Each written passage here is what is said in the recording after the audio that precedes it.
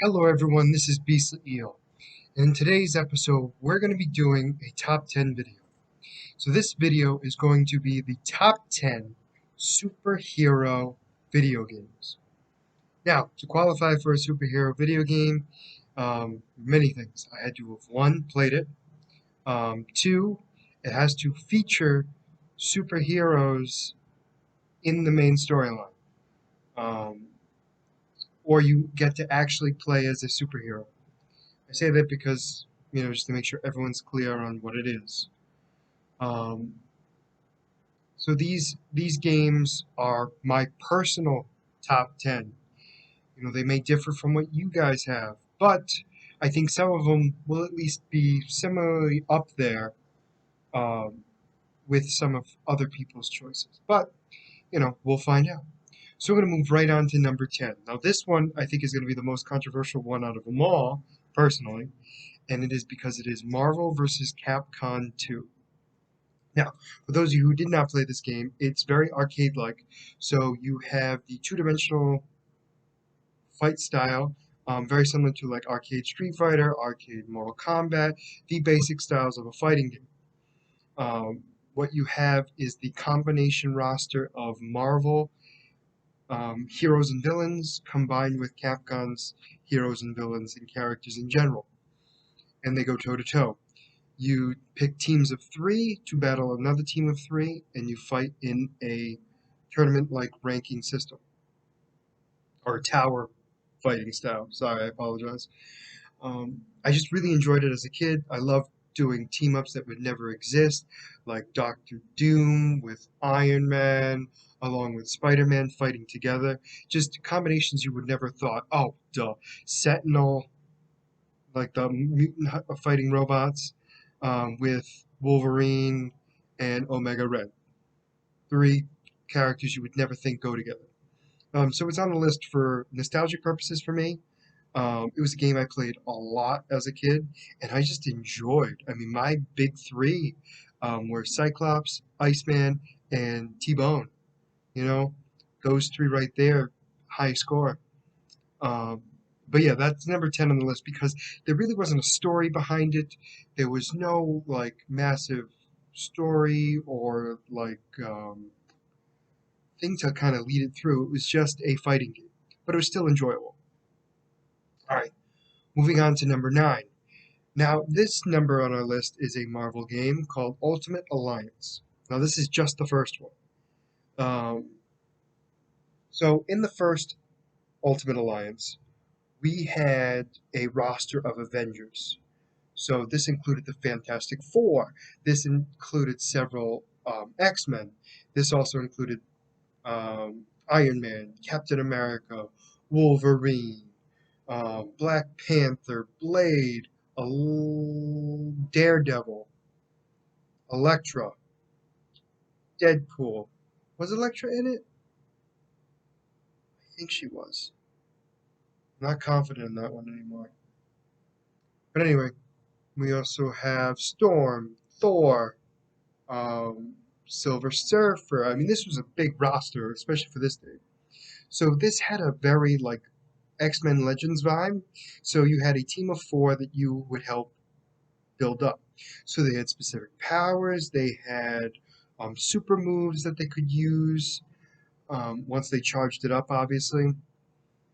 And it had a very good storyline. I mean, you had Doctor Doom teaming up with a bunch of villains like Loki, Ultron, which were characters you never thought would come together. And eventually he tries to take over the power cosmic, and we have to fight Galactus. I mean, it was a great storyline because it starts off with small, minor characters leading up to these colossal beings that we had to fight. So I definitely enjoyed it for the storyline. I enjoyed it for the character development. Like you actually get to build your own character. You had different costumes. You get to improve upon those costumes, which I thought were excellent. There was just so much going on in a good way. Where I feel like if they kept that format in 2 and 3, those games would have been just as good. But for me personally, I just didn't enjoy them. But the first one was definitely the better one out of all of them, and that's why it's number 9 on this list. It's also number 9 on this list because I always had to deal with a glitch. I don't know about you guys, but like when you were facing Loki and you had to go to all those different rooms in Asgard, I'd always get glitched in one of them. Um, I don't know why, but maybe it was just my game. All right, so we're moving on to number 8. Now this is an old school one. This is Spider-Man from the PS1. Now, for those of you who never played this game, it is a first-person player game where you get to play as Peter Parker, swinging around New York, stopping the bad guys. So you had to face people like the Rhino, Venom, um, Shocker. I don't think we had to face the Vulture. We also got to meet up with Captain America, Daredevil, Black Cat, Eddie Brock. Um, the one big thing that I really enjoyed about this is we got to change his costume, which changed his abilities. So, like when you were the black symbiote suit, you didn't have to like restore your cartridge. You just automatically always had it, which I thought was just cool in general. It had a great storyline. It was like the villains for a little bit, and then we had to deal with the symbiotes, which then turned into Carnage, and then Carnage teamed up with Doc Octopus, who then turned into Carnage Octopus, who was the scariest guy, and the only way we beat him was to run away from him. I mean, overall, I thought it was a great story, and granted, yes, it's an old school game, but for that time, such a good game. And so many different things you could do. I mean, you didn't have to actually follow where the map led you. I mean, it had a semi-open world. I mean, granted, very minuscule. I mean, not to the extent of what we have now, but for that day and age, I mean, that was just wonderful game. My personal opinion, just enjoyed Spider-Man PS1. All right, so number 7. Now, number 7 on this list is going to be a shocker to people because I put Arkham Asylum on here. Now, the Batman's Arkham series, overall, I just always thought was phenomenal. But Arkham Asylum, when you think about them all together, Arkham Asylum definitely set the page of it. The fighting style, everything, the gadgets and all that. But the map was small. The storyline was all about Joker, which isn't a bad thing, but it was just very condensed, I felt, compared to the others, right? We had a much smaller map, like I stated. We didn't get to see, the Batmobile. We didn't get to see a lot of his like equipment that we get to see later on. But overall, still a great game. Um, and I personally enjoyed it, but I liked it the least out of all the Arkham series games. Wink, wink, wink. Spoiler alert. Gave things away. Um, but overall, still a good story. My big thing too was when Joker takes the toxin, Titan, and turns into that hulking Joker. Not a big fan of it. I get it. I understand it. It makes sense. Just didn't like it personally. Aesthetically, it's not that great. Anyway, we're moving right on to number 6. So number 6 is one of my all-time favorite games that I've played multiple times in my childhood. X-Men Legends 2, Rise of Apocalypse. Now, this game is on here because this fixed a lot of the issues from the first X-Men Legends game. So the first X-Men Legends game, we had the basic four-person team. You upgraded them. It was very minimum. You didn't get to really upgrade a lot, and once you unlocked the character, you didn't get to keep them. Meaning, like if you went back and used the saved game, you didn't get to keep the characters that were unlocked already. In X-Men Legends 2, that changed. So once you unlock the character, you get to keep them as long as you use that saved game. So in this one, we had a bigger roster. We also had Brotherhood of Mutant characters. Granted, there were only 4, but still a great roster. So we had Scarlet Witch, we had Juggernaut, Toad, Magneto. We also had the classic X-Men characters, Wolverine, Cyclops, Storm, Jean Grey, Iceman. We also had Rogue. We didn't have Magma like we did in the first game. We didn't have Beast like we did in the first game. We don't have Emma Frost like we did in the first game, or Cyclops. But what we did get was more characters. So we got Bishop, We got I'm trying to think of who else off the top of my head. Oh, I'm sorry, we got Bishop Gambit. But Gambit was in the first one. Colossus. We also have oh my gosh, I'm drawing a blank. We have Jean Grey, already mentioned. Oh, Professor X. We have Deadpool. We have Iron Man. Duh, I knew I was missing somebody big. All these characters that were in the first game, and we get to play with them and upgrade them in a way that was much better executed than the first game. The fighting style was a little bit better. Their fighting styles were better. Their attacks or special attacks were better. Their ultimates were better. Um, I'm trying to think of what else. And the storyline for both of them were good. I will say that. But for the second one, I felt it was much better. And I don't know if it was because a combination of like the cinematic part of it, where they kind of showed the cinematic scenes, which made it entertaining. But Apocalypse, badass character. Enjoyed fighting him. I enjoyed his four horsemen. Just awesome overall. So that rounds out our my bottom 10 of my top 10. So now we're going to be moving on to the top five. So the first one in our top five is Arkham. Oops. So sorry, Arkham Origins. Ooh, I couldn't even read my own handwriting. That's bad. Arkham Origins. Now this one's higher than Arkham Asylum because I really did enjoy it. We got to see characters that we've not seen before. So we have like the electrocutioner.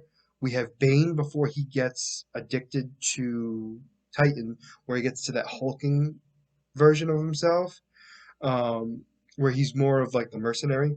We also get to see the Joker's first appearance, which is nice. The big thing about this too is this game, even though it was an Arkham Origins game, it technically was not part of the Arkham series. I know it's strange, but it's true. We also had Deathstroke in it, which was phenomenal. Deadshot, which was great. I mean, we had Copperhead. Now, Copperhead in this was done completely different than the comic books in such an amazing way, in my personal opinion.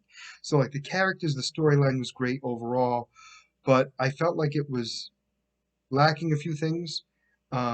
Mostly like its connection to the Arkham storyline in general. You know, you claim it's an Arkham Origins game, but certain things didn't add up, personally. Um, so that kind of bored me a little bit. Plus, the map wasn't that big. It was kind of just eh. It wasn't all that big, so I kind of lost a little bit for me. But overall, still a great game in the grand scheme of things. That's just why it's number five and not higher up. Okay, now number four on this list is Injustice 2. Now, Injustice 2 is on here and not Injustice 1 is because Injustice 1 to me was not as good as the sequel. So in Injustice 1, it was very much, um, there were cutscenes and stuff like that, but it seemed kind of, I don't want to say pasted together, but it wasn't, to me, it was missing something cinematically. You know what I mean? We were trying. I don't know. I think I was hoping for more cinematic stuff. Like the fighting style and watching these people fight each other were phenomenal. I mean, we had Solon Grundy. I mean, I was already loving it, but it fell short to me. Where in Justice 2, we got a better storyline. We kind of got the aftermath of what happened in the first one. You know, the first storyline was great. Don't get me wrong. It was just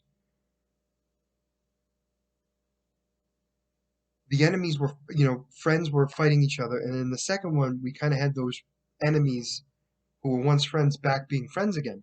And we got to have a new villain, which was Brainiac. So we also got better fighting styles. So what I mean by that is you got to really upgrade your character, which I think is the key in a fight, in any game is to upgrade your character so they can become better suited for your game style. And that was nowhere close to the original game. The original game had nothing like that. I mean, you could change their costume, but it did nothing other than change their appearance, and it didn't even change their like abilities at all. Um, so in the second one, it definitely changed a lot of things for the better, personally. And I enjoyed the story, and the story was much longer too, which I also enjoyed, and it felt more difficult, which I also liked, as weird as that sounds. But overall, still a good game, but it's not high on this list because in the end, it's just a fighting game. As great as the story was, it's still just a basic fighting game. I mean, it has the same mechanics as like Marvel vs. Capcom 2. You know, you just have the two-dimensional fighting style. Yes, you have environmental attacks, but overall, it's still just a fighting game. Number three on this list might surprise people, but it's Arkham Knight. Now, Arkham Knight is third on this list, and why it's not higher, even though I love the story, they did a character, in my opinion, poorly. Deathstroke. I mean, they made him a side character, and not even a side character. He was like less than a side character. He was like a third character. Like he was a side character. Like he wasn't even like a regular side character, and that bothered me to no end. Um, I also felt like for Arkham Knight, the DLCs really what made the game. And I think that's why I didn't put it as high on this list because like we had the Mad Hatter. We also got the like we got an ending story for Mad Hatter. We got an ending story for Killer Croc. We got an ending story of Mr. Freeze, and we got an ending story of Ra's al Ghul, which was excellent, but they weren't in the main storyline, and it kind of, for me, felt like they should have been a part of it. You know, I mean, we had like Professor Pig, we had Deathstroke, we had Jason Todd, who eventually became Red Hood, we have Harley Quinn. I mean, yes, they're all there. We have Penguin. Yeah, we had Penguin. I had to think about that. Obviously, Two-Face. I mean, they were all there. It just, I felt like they were kind of forcing everything together and focusing on the Arkham Knight, which made sense. Which made sense. And Scarecrow as well. I get it. I understand it. What I'm making my point is like one of the better parts of the game came as a DLC, and it wasn't part of the regular game, which is why it's third on this list.